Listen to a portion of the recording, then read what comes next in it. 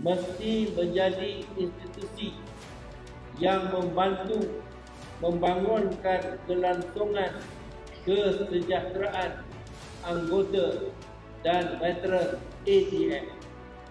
Ini bermakna dalam usahanya menyediakan latihan dan mengendalikan proses peralihan.